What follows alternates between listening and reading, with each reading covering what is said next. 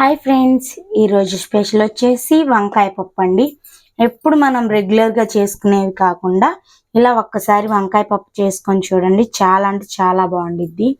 ముందుగా ఒక కప్పు అంటే నేను వచ్చేసి ఈ గిన్నె తీసుకున్నాను అనమాట పప్పు. ఆ పప్పును బాగా వాష్ చేసి 3 కప్పుల దాకా వాటర్ పోయాలి.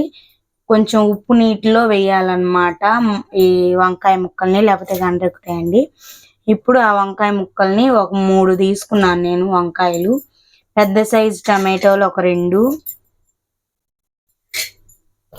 నా ఛానల్ కనుక మొదటిసారి చూస్తున్నట్లయితే లైక్ చేయండి, షేర్ చేయండి, సబ్స్క్రైబ్ చేయండి ఫ్రెండ్స్. పెద్ద సైజు టమాటోలు ఒక 2.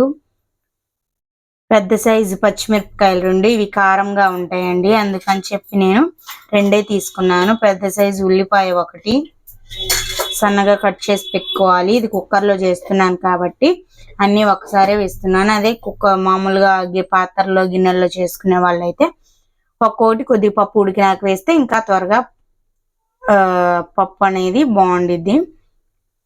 చూస్తున్నారా, ఇది వచ్చేసి చింతపండు కొద్దిగా వేస్తున్నాను నేను.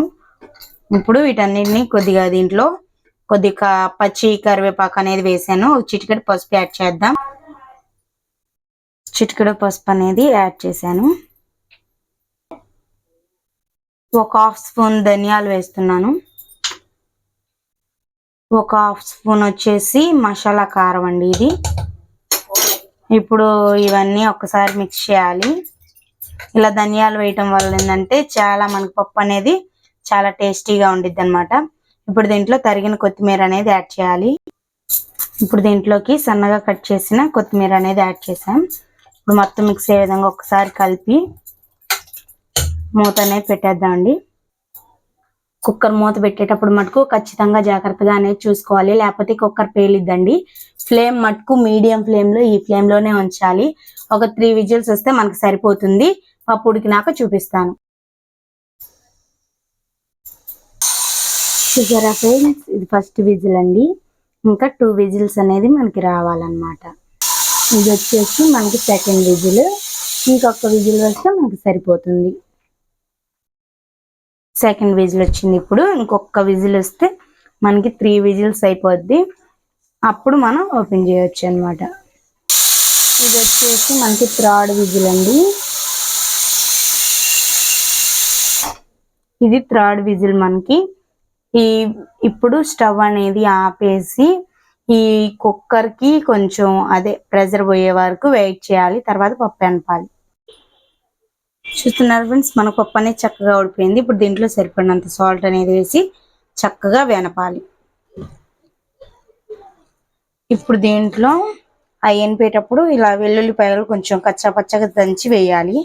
ఇలా పచ్చి వేస్తే మంచి టేస్ట్ వస్తుంది అనమాట. వీటిని ఎనపాలి. చూసారా, పప్పు అనేది ఇలా చక్కగా వెనిపాం కదా. ఇప్పుడు పోపు అనేది వేద్దామండి. పోపు వేయడానికి ముందుగా 2 టేబుల్ స్పూన్లు ఆయిల్ అనేది వేసాను. ఇప్పుడు దాంట్లో ఆయిల్ అనేది హీట్ ఎక్కాక పోపు దినుసులు వేయాలి.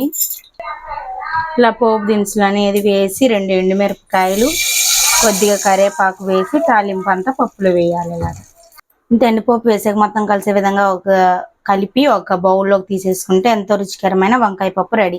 మన పప్పు అనేది రెడీ అయిపోయింది. ఇలా బౌల్లో పెట్టేసుకున్నాం కదా.